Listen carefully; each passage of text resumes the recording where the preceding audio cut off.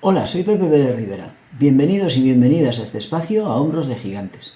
Desde aquí intentaremos abrir una ventana hacia la física y la química de secundaria.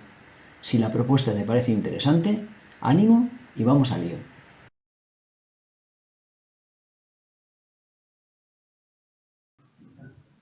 Vamos a estudiar para el curso de cuarto de ESO y dentro del tema movimiento, el movimiento circular uniforme. Estudiaremos inicialmente el concepto de radián. El radián es la medida del ángulo central de una circunferencia para el cual la longitud de arco es igual a la longitud del radio. Ten en cuenta que el ángulo central de una circunferencia es aquel que presenta su vértice en el centro de la misma. Te propongo la siguiente actividad para entender qué significa el radián. Vamos a trazar una circunferencia de radio R y dibujar uno de los radios.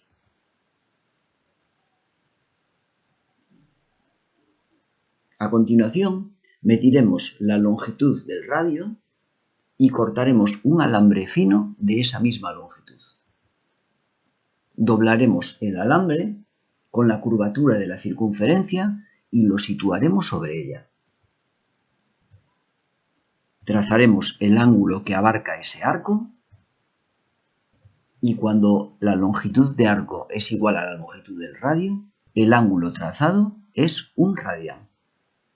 Con lo cual es la medida del ángulo central de la circunferencia, observa que el vértice está en el centro de la misma, de modo que la longitud del radio y la longitud del arco coinciden. Veamos cómo expresar un ángulo en radianes. Imagina la siguiente situación. Quiero decorar la mesa de mi salón, que mide 124 centímetros, con discos de vinilo de mi colección, que miden cada uno de ellos 31 centímetros de longitud. ¿Cuántos podré colocar a lo largo de la mesa? Este es un ejercicio muy sencillo que seguro todos sabemos resolver.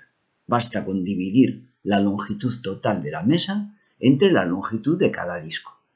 Con ello, al dividir 124 centímetros entre 31 centímetros, obtenemos 4. Es decir, podemos colocar sucesivamente 4 discos a lo largo de la longitud de la mesa. Longitud total dividido longitud de cada disco. Veamos ahora una situación semejante en una trayectoria curvilínea. Recorro 180 metros por una pista circular de 60 metros de radio. ¿Cuál es el ángulo descrito? Veamos una figura ilustrativa. Trazamos la circunferencia de 60 metros de radio. La distancia recorrida a lo largo de la misma es de 180 metros, de modo que trazamos el ángulo correspondiente. A continuación, tengamos en cuenta que por cada 60 metros que recorremos, es decir, la longitud del radio, el ángulo descrito es un radián. Recuerda que es la medida del ángulo central de la circunferencia cuando coinciden la longitud del radio con la longitud del arco. Es decir, si tomamos la longitud del radio y la medimos sobre el arco, el ángulo correspondiente sería un radián. Los 60 primeros metros recorridos determinarían un ángulo descrito de un radián. Continuemos el movimiento. Continuemos otros 60 metros a lo largo de la trayectoria. Al completar los segundos 60 metros, estaríamos recorriendo el segundo radián. De nuevo, la longitud del arco es igual a la longitud del radio, de modo que ese segmento determina un ángulo de un radián. Y por último, si recorremos los últimos 60 metros, estaremos de nuevo ante un ángulo en el cual la longitud del arco coincide con la longitud del radio y por tanto de nuevo estamos recorriendo un tercer radián. Es decir, a lo largo de los 180 metros recorridos hemos descrito un ángulo de 3 radianes. De este modo, si dividimos la longitud total del arco, 180 metros, entre la longitud del radio, 60 metros, podremos saber cuántas veces podemos colocar la longitud del radio a lo largo del arco descrito, y de este modo podemos averiguar cuántos radianes abarca el ángulo descrito. Por tanto, dividiremos la longitud total del arco entre la longitud que corresponde a cada radián, que es precisamente la longitud del radio.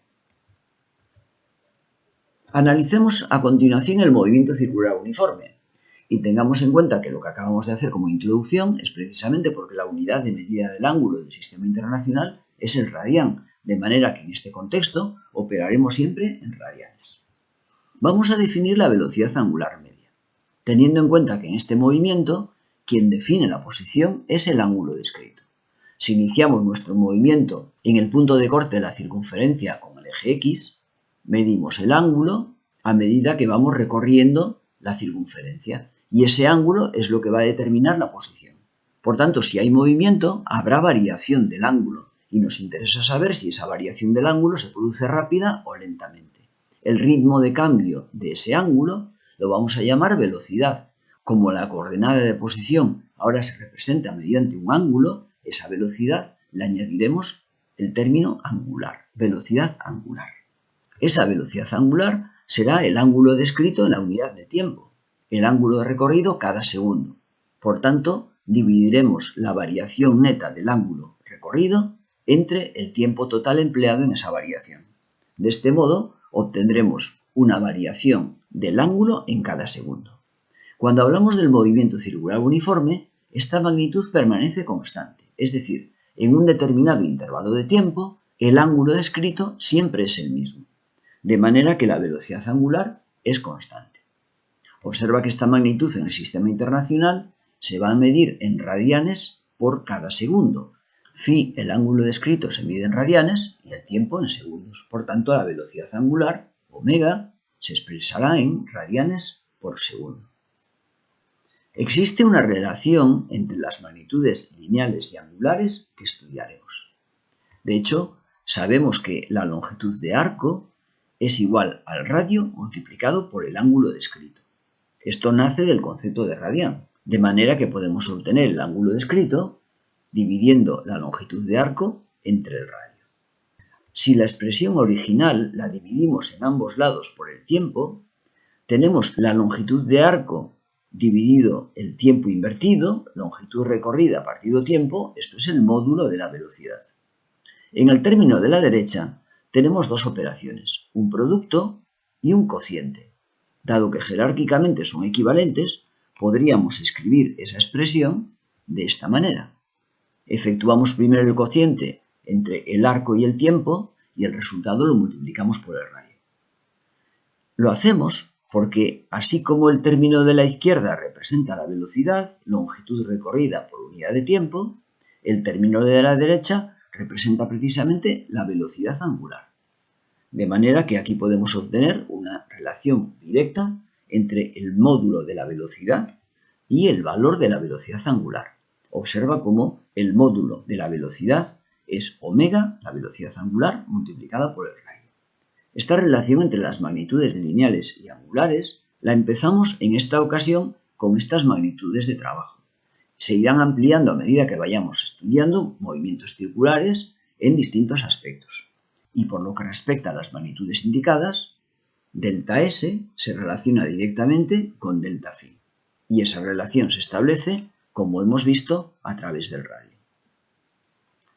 V se relaciona directamente con la velocidad angular omega.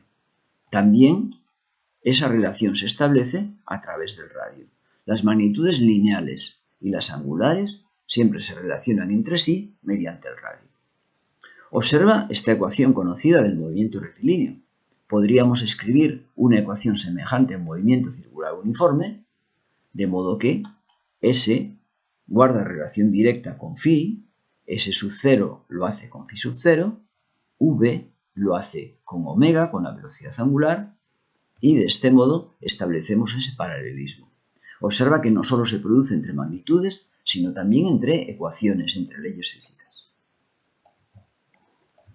Vamos a estudiar a continuación la dependencia de la velocidad con el radio en el movimiento circular uniforme. Partimos de que omega, la velocidad angular, es delta phi partido delta t, ángulo descrito en la unidad de tiempo. Sabemos que delta S se relaciona directamente con delta phi a través del radio. También sabemos que V lo hace con omega también a través del radio. De modo que V, el módulo de la velocidad, es omega por R. Vamos a estudiar la dependencia de la velocidad con el radio en un caso concreto. Imaginemos la siguiente situación, en la cual tenemos 4 personas que están alineadas. Vamos a hacer girar solidariamente estas 4 personas manteniendo la alineación, de modo que parten de la línea horizontal y avanzan solidariamente hasta alcanzar la línea vertical indicada. Observemos que el radio varía a medida que nos separamos de A a D. A describe una circunferencia de radio más pequeña que B, a su vez B describe una circunferencia de radio menor que C, y lo mismo ocurre con C y D.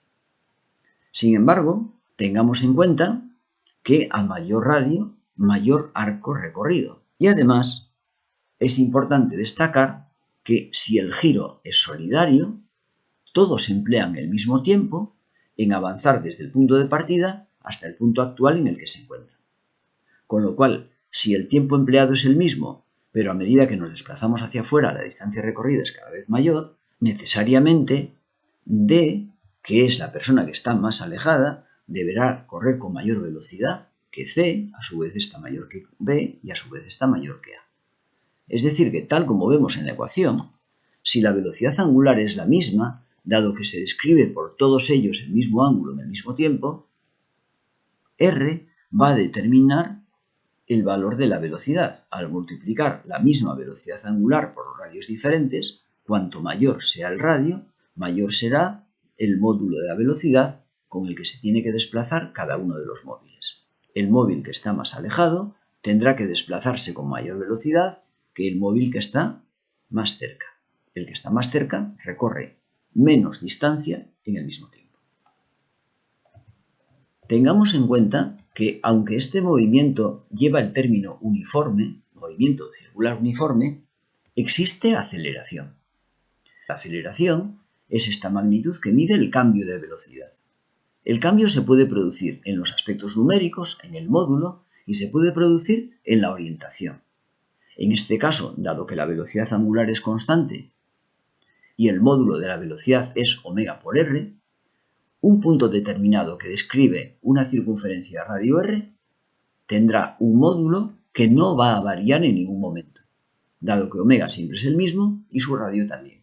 Si el módulo de la velocidad no cambia, la aceleración responsable de este cambio será nula. A esta la llamamos aceleración tangencial.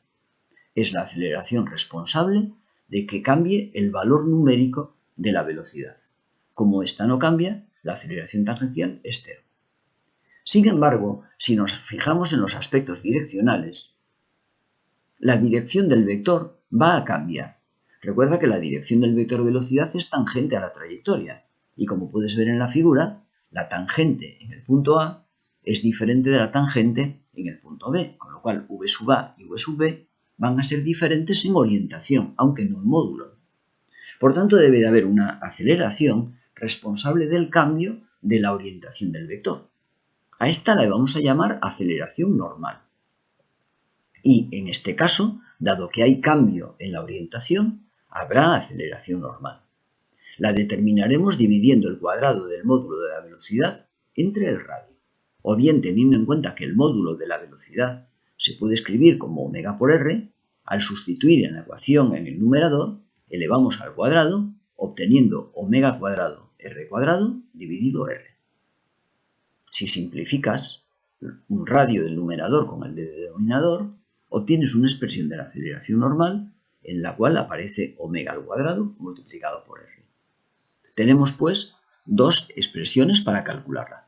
Una en función de la velocidad angular y otra en función del módulo de la velocidad. Dependiendo de los valores que tengamos, calcularemos esta mediante una ecuación o la otra.